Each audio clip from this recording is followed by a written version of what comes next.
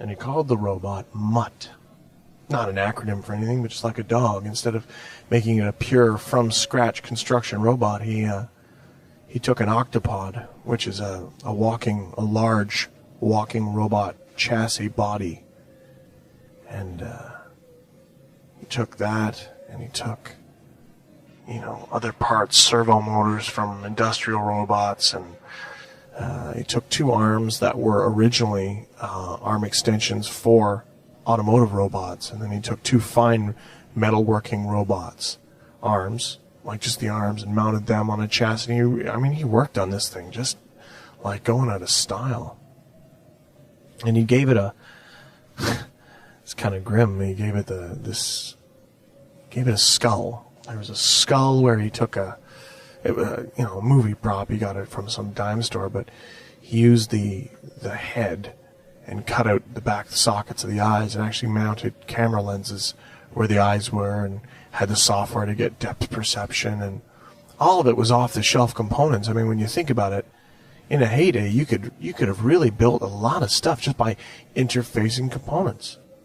Just building this thing up. It was a combination of so many different pieces of existing technology. So this is why it was called Mutt. It was a hybrid of so many different things. 57 kinds of robot, all in one. So he put it all together and he turned it on, and it was, this gave the robot the ability to code itself and learning. Rodney Brooks pioneered the field, and he just carried it a bit further. He used a lot of existing scripts from universities at the time and just went along with it. Something he was especially proud of was he gave the robot voice. Got his hand on an actual, somebody made a synthetic voice box used for, biological implantation, like a prosthetic voice box used for medical. Used it, threw it in there, and actually made the mouth work and everything. It was, it's just a lower jaw mandible. You just hooked it up to like one of those sound things that makes the jaw move to make it appear even more alive. By the time he was done, of course, he was all impressed with this thing, but what a horror. When you think about it, we're talking about an aluminum chassis creature with 8 spider legs, and the hexapod body was close to 8 feet long. In order for this thing to even mount, he had to custom fabricate so much out of aluminum and titanium and carbon fiber just to mount the robot arms on it. This huge power requirements, my God. The power requirements he had, that was his big problem, of course, was power. It used as much power as a house. It's just unreal how much power this thing used. So what he did was he made it, he knew that was going to happen, of course, so he made the Walker chassis so big so that he could just line the whole thing with car batteries, really, really heavy-duty car batteries, hook them all up and throw it to a massive power inverter. So even still, he only had a couple of hours worth of power when it wasn't plugged in and stuff. But, what an amazing thing, Best of everything, state-of-the-art. And, of course, the company, knew he was working on something at home, and quite often he wouldn't tell them because he loved the surprise, So they were writing blank checks to whatever he wanted to do. By the time he was done, it was about 8 feet long, maybe 6 feet wide. With the legs extended, standing, it was close to 9 feet tall. He loved the fact it looked as terrifying as it did, this huge Frankenstein steel creation, and he called his daughter into his workshop and said, "Look at what I've made. It's done. I introduce you to Mutt." You gotta understand that Rachel was only, 5'6" or so. Tiny little frail thing. She forgot to eat all the time, and of course, like her father would ever remember, so she was just this little girl with big eyes and dark hair looking up at this monstrosity. And of course, following programming, the robot looked down at her and said, "Hello." Well, all Rachel did was almost fall over. She was She was terrified of it. She let out a little squeak, and that was it for her. She got out of that room, I'll tell you. She was absolutely terrified of it.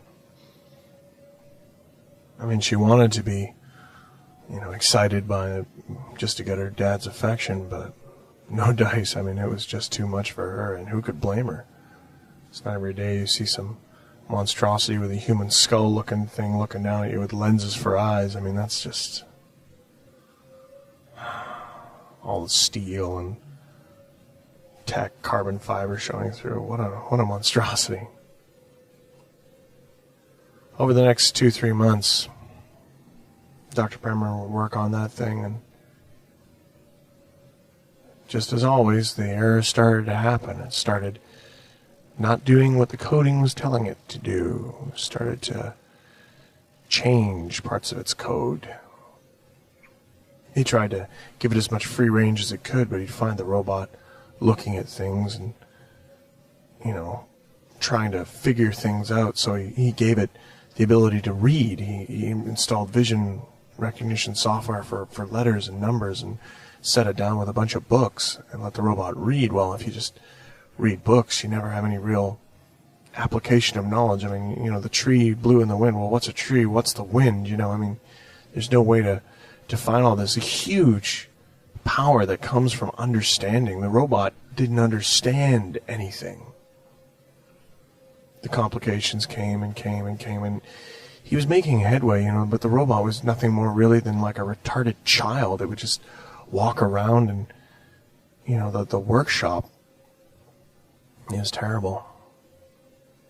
So, in typical fashion, he got sick of it and said, well, I'll work on it later. There's new technology emerging. Had to get that. So he took the bot and he dropped her down in the... took it down to his hangar. His workshop was he had a little house in St. Louis there, and he, what he'd done was he'd taken a barn, and when he'd gotten really heavily into flight and flying concepts, he took the bottom of the barn and built it into a hangar so that he could have aircraft and whatnot he was working on in there. Well, after he got bored of flight, the whole basement just became this storage area for all of his wreckage that he'd, been working on. He had a stairway going up to the second story, so he didn't even have to go into the first floor. He just put it onto his lift and lowered it down, ordered it to shuffle off, and, that was it.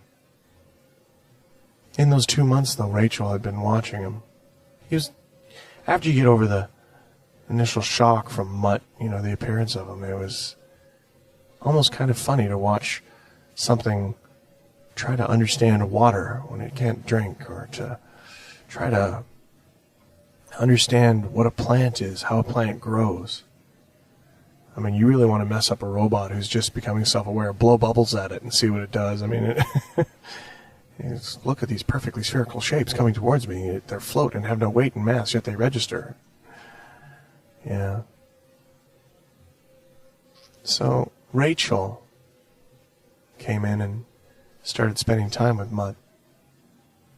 She would sit with him sometimes and work a little bit, and try to see what was going on. I mean, his coding interface was a port she would just plug into, and she could see what was happening, He was by far the most entertaining of her father's inventions. He would sit there sometimes, and one day, it's funny, he asked her a question. He had all the voice recognition and everything all installed. His sensory array was second to none. He had everything that was state-of-the-art at the time.